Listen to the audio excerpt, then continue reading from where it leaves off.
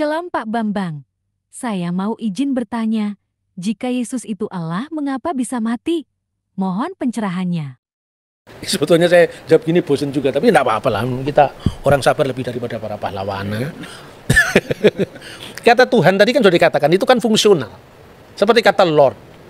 Ya, tapi kalau Lord of Lord itu God. Lord itu Charles misalnya. Kalau Charles mati, yang mati itu apa Lordnya apa Charlesnya? Ya Charlesnya. Lord tidak bisa mati kan, Lord itu jabatan. Semisal misalnya Presiden Soekarno wafat. Yang wafat kan fisik Soekarnonya. Presiden kan itu jabatan, mana bisa jabatan wafat. Makanya dia yang dibunuh dalam keadaannya sebagai manusia. Bukan Tuhan itu dibunuh. Tuhan tidak bisa mati. Kalau di dalam kidung-kidung gereja ortodok ya, gereja timur itu, ada ungkapan misalnya, Kudusullah, Kudusul Qawi, Kudusul Lati la yamut irhamna. Kuduslah engkau ya Allah, kuduslah engkau yang maha kuasa. Kudusu ayyuhal qawi, kudusul lati la yamut irhamna. Kuduslah engkau yang tak berkematian. Ya, kasihanilah kami. Tapi ada rumusan yang berasal dari gereja-gereja non-Kaledonian yang berbunyi ya, Kudusulillah kudusulil qawi kudus, Kudusulillahi la yamut irhamna, Kudusun yaman sulib ta'anirhamna. Kuduslah engkau ya Allah, kuduslah engkau yang maha kuasa, kuduslah engkau yang tak berkematian, yang disalibkan bagi kami, kasihanilah kami. Jadi Yesus itu tidak bisa mati sebagai firman Allah, tetapi disalibkan bagi kami dalam kemanusiaannya. Itu ayatnya clear sekali kok. Dan dalam keadaannya sebagai manusia dia telah taat, bahkan taat sampai mati, bahkan mati di kayu salib. Yang mati di kayu salib itu dalam keadaannya sebagai manusia. Diulang lagi, ini kita Filipi ya, Filipi pasal 2. Diulang lagi misalnya dalam 1 Petrus pasal 3 ayatnya 18. Dia yang dibunuh dalam keadaannya sebagai manusia.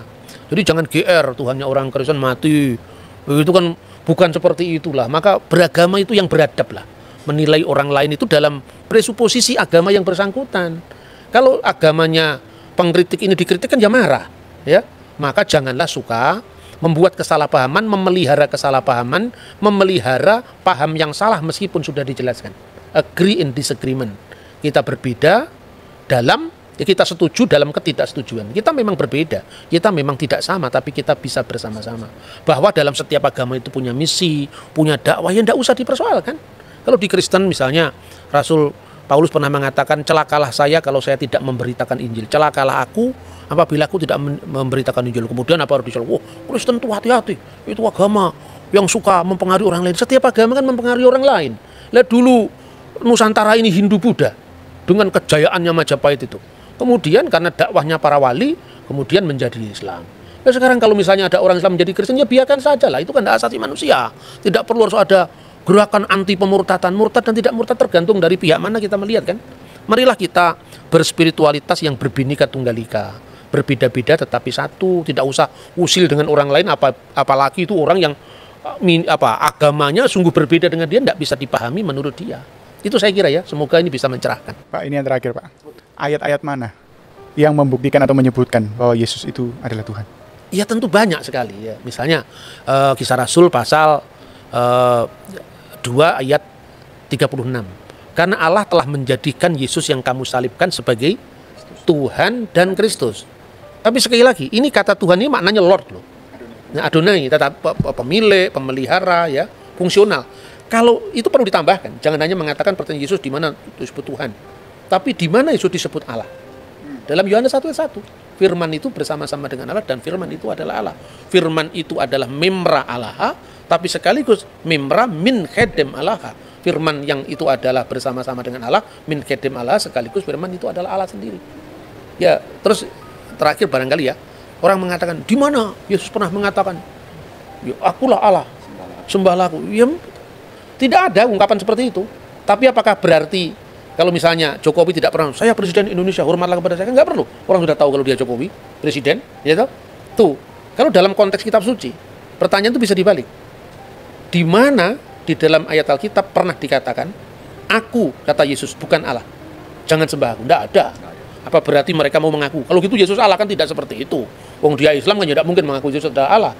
Kita Kristen tidak mungkin mengakui Quran itu adalah firman Allah atau Muhammad adalah Rasulullah atau Nabi Allah. Setiap agama itu kafir terhadap agama lain. Tidak usah kita menstigmakan orang lain kafir, orang lain yang berbeda harus kita musuhi, tidak perlu. Karena apa? Kita ini sama-sama kafir sekaligus sama-sama beriman.